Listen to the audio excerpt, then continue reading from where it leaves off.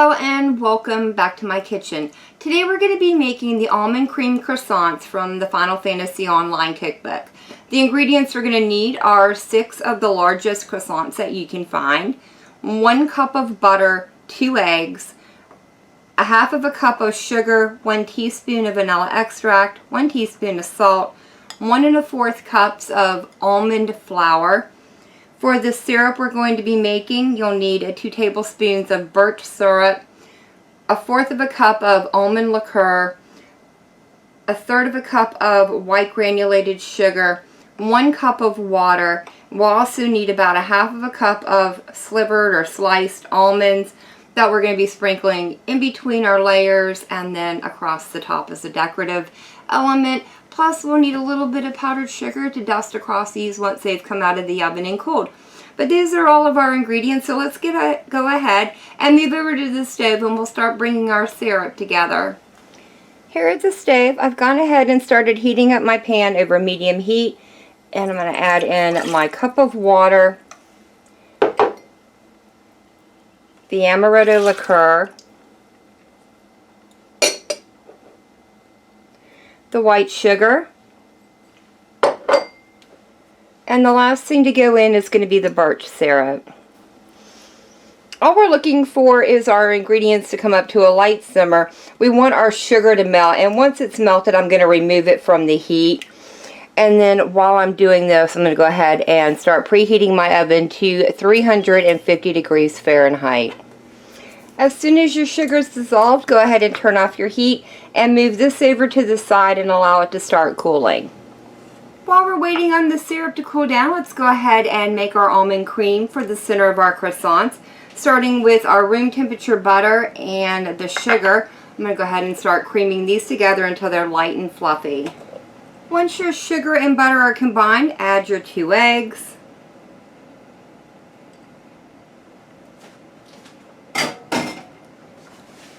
And the vanilla extract, and then I'm going to cream these until they are just combined.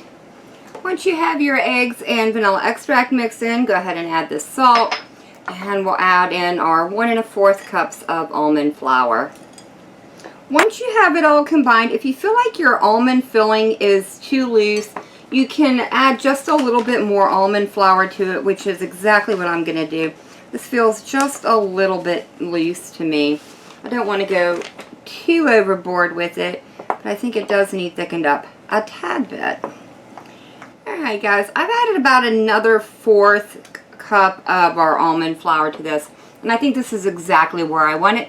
So let me go ahead and grab our syrup and we'll start assembling our croissants. The first thing I've done is I've cut my croissants in half, and I'm going to dip the bottom half into our syrup. Just want a light coating on it, not too crazy. And then this is going to go straight onto a parchment lined baking sheet. The next step is to top it with some of our almond filling. After you get that almond cream in the middle, go ahead and sprinkle a few of your almond slices on top. Once you've got that dunked, go ahead and top it gently on top of your filled bottom section.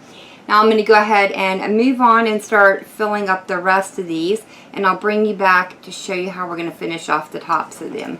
Now that I have them all assembled, the next step is to lightly brush them with a little bit more of the syrup. Once you have them all brushed with syrup, start topping them all with the remaining almond filling. The last thing we need to do before putting them in the oven is just sprinkle them with a little bit more of our sliced almonds. Alright guys, these are going to go into our 350 degree oven for about 15 to 18 minutes or until they are nice and golden brown. So I'll see you then.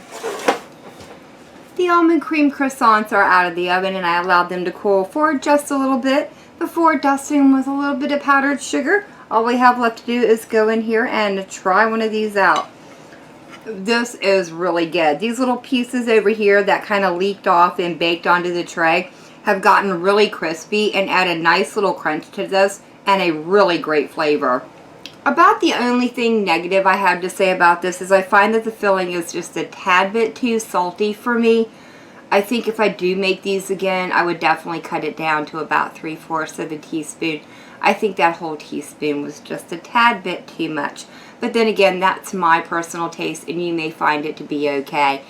But this is a really good recipe from the Final Fantasy Online Cookbook. Will I make it again? Maybe, if I ever have served like a brunch here where I need a sweet option. I think this would probably be the first thing that I would go to. If you guys have enjoyed this video, leave me a comment down below if you guys tried this recipe out. Let me know how it turned out for you. And as always, thank you all so very much for joining me today. I've been Volker. I hope you guys have enjoyed, and I hope I'll see you in the next one.